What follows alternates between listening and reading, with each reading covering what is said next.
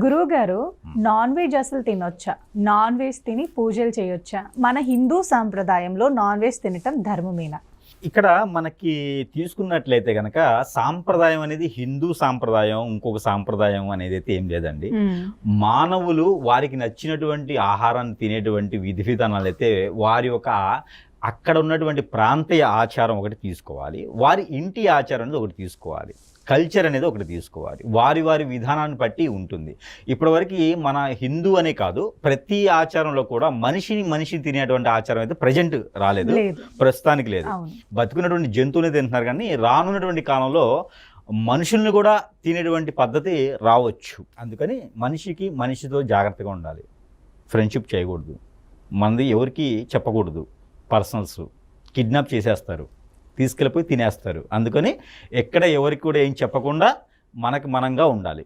ఎవరికి ఫ్రెండ్షిప్ చేయకూడదు, అందరికీ దూరంగా ఉండాలి. మీకంటూ ఒక పేజ్ పెట్టుకోవాలి, ఎవరికి ఎక్స్ప్లెయిన్ చేయకూడదు. దాని ద్వారా మనకి చాలా ప్రమాదకరం. తినేస్తారు, మనుషులను తినేవాళ్ళు చాలామంది ఉన్నారు. నాన్ వెజ్ తిన వెంటనే పూజలు చేయొచ్చా గురువు గారు? అయితే ముందు ముఖ్యంగా అక్కడ ఉన్నటువంటి ప్రాంతీయ ఆచార ప్రకారంగా కొన్ని ప్రాంతాల్లో అయితే ఖచ్చితంగా తినేస్తారు. ఇక్కడ చూసుకున్నట్టయితే కనుక మనకి హర్యానా రాష్ట్రం ఉంది. హర్యానా రాష్ట్రంలో అక్కడ ఫిష్ తింటారు.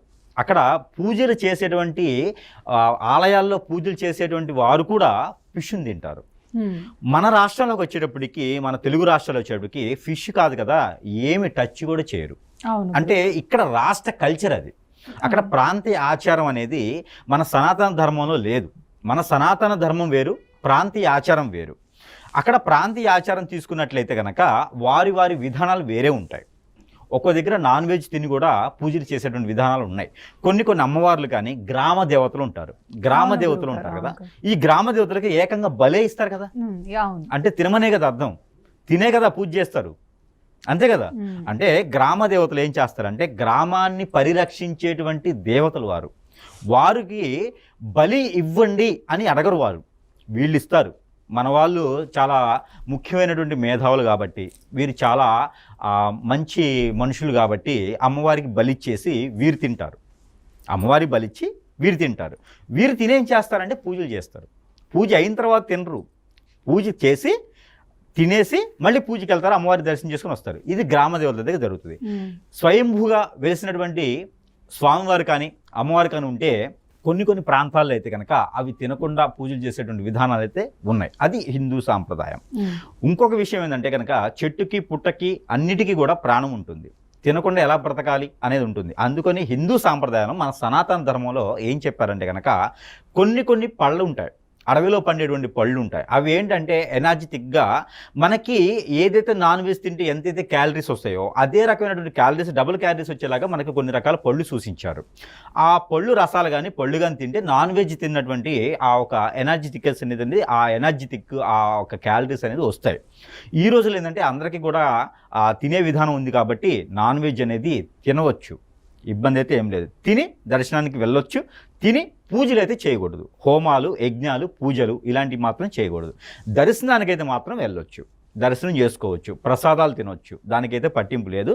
ఏ రాష్ట్రమైనా ఏ దేవుని దగ్గరికైనా వెళ్ళొచ్చు, తినొచ్చు, అంతవరకు అయితే ఉంటుంది. అది ఏ సాంప్రదాయం అయినా సరే, ఏ మతస్థులైనా సరే నాన్ వెజ్ భుజించవచ్చు. ఈ రోజు ఉన్న పరిస్థితుల ప్రకారంగా నాన్ వెజ్ భుజించడం వల్ల ఇబ్బంది అయితే ఏం లేదు. యజ్ఞ యాగాదులు మాత్రమే చేయకూడదు. అవి ఏంటంటే అవి మంత్రోచ్చారణతో చేసాయి కాబట్టి అవి చేస్తున్నప్పుడు మధ్యలో ఒక్క పొల్లు పోయినా కూడా అది రివర్స్ అయిపోద్ది, తంత్రం అయిపోద్ది. మంత్రం కాస్త తంత్రం అయిపోద్ది. అది కావాల్సినటువంటి పని కాకుండా వేరే అవుతుంది అనమాట, ఉపద్రం అవుతుంది. అందుకని చెప్పేసి మంత్రాచ్చారణతో ఉంటుంది కాబట్టి అది భుజించడం ద్వారా లోపల అడగడానికి 24 hours పడుతుంది. ఏదైనా మనము ఎక్కువగా క్యాలరీస్ ఉన్నటువంటి జంతువులు భుజించామనుకోండి, అవి మనలో అరగడానికే 24 hours పడుతుంది. అందుకని చెప్పేసి మనకు బద్ధకం ఎక్కువైతుంది. బద్ధకం ఎక్కువై నిద్ర వచ్చేస్తుంది. ఆ హోంగుండం కాలుస్తున్నారు అనుకోండి, ఆ హోంగుండంలో నెయ్యి వేస్తూ చెయ్యి అందులో పడిపోద్ది, ఎందుకంటే నిద్రపోతూ ఉంటాం. అందుకని చెప్పేసి బద్ధకం ఎక్కువైంది. ఎక్కువ కడుపు నిండా తిన్నాం అనుకోండి, ఏమవుతుంది చెప్పండి? నిద్ర వస్తుంది, బద్ధకం ఎక్కువైంది, కూర్చోలేరు. హోమం అంటే మినిమం గంటన్నర సేపు కూర్చోవాలి. అందుకని చెప్పేసి భుజించడం ద్వారా మంచిదే, కానీ దర్శనం చేసుకోవచ్చు, ప్రసాదాలు తినవచ్చు. అంతకుమించి యజ్ఞ యాగ హోమాలు చేయకూడదు, అలానే వ్రతాలు కూడా చేయకూడదు, జపం కూడా చేయకూడదు. అలాంటివి మాత్రం చేయకూడదు. యోగా చేయకూడదు, జపం చేయకూడదు, వ్రతం చేయకూడదు, పూజ చేయకూడదు. కానీ దర్శనం చేసుకోవచ్చు, ఏ టెంపుల్కైనా వెళ్ళొచ్చు. ఇది మాత్రం ఉంటుంది. ఏ దేవుడి టెంపుల్కైనా వెళ్ళొచ్చు, ఎక్కడికైనా వెళ్ళొచ్చు, ఏ దేవుని టెంపుల్కి వెళ్ళినా దర్శనం చేసుకోవచ్చు. లేకుంటే వారి వారి ఆచార ప్రకారంగా వారికి ఏదైనా పద్ధతి ఉంటే అది పాటించుకోవచ్చు. లేకపోతే మామూలుగా సనాతన ధర్మం అయితే తినవచ్చని చెప్పింది, చేసుకోవచ్చు, ఇబ్బంది అయితే లేదని చెప్పింది. ఇది మన ఆచారం కాదు, కానీ సనాతన ధర్మం చెప్పింది. ఆచారం అనేది ఏంటంటే వారి ఇంటి ప్రకారంగా ఉంటుంది కాబట్టి దాని ప్రకారం వారు చేసుకోవచ్చు. ఇంక గురువు గారు తినమన్నారు కదా అని చెప్పేసి అని ఇక ప్రతిరోజు ఒక 4 కిలోలు చికెను, 2 కిలోలు మటను, ఫిష్ అవన్నీ తెచ్చుకొని తినేసి ఏదో హోమం చేసేద్దాం అంటే అవ్వదు అట్లాగా.